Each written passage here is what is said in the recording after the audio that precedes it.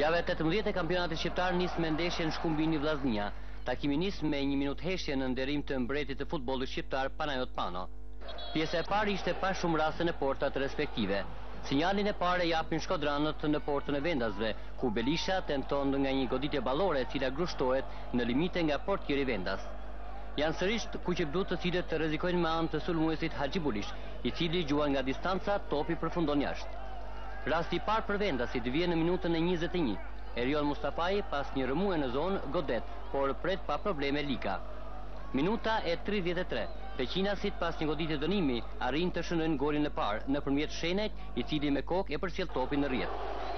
Minjëherë pas golit në tribunën VIP, ku ishte i pranishëm dhe trajneri kombëtarës Josif Kuzhe, ndodh një konflikt i cili nuk zgjat shumë.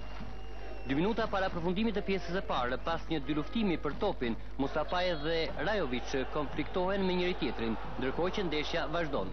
Gjyqtari kryesor, pasi konsultohet me ansorin, akordon karton të kuq për të dy futbollistët.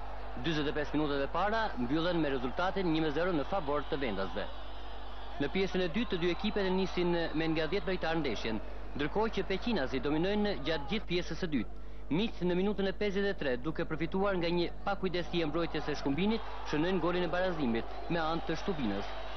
Pas barazimit, vendasit të bien në kërkim të golit të avantazhit. Minuta e 66, Bergovic e kalon skuadrën e tij në avantazh. Shkumbini 2, Vllaznia 1. Miqt duken sikur pajtohen me këtë rezultat. Në minutat e fundit të kohës së rregullt, autori i golit të dytë, Bergovic, i gjendur ballë për ballë me Likën, humbet një rast ideal për të realizuar golin e tretë. Ndeshja mbyllet me fitoren e ngushtë të Shkumbinit me rezultatin 2-1.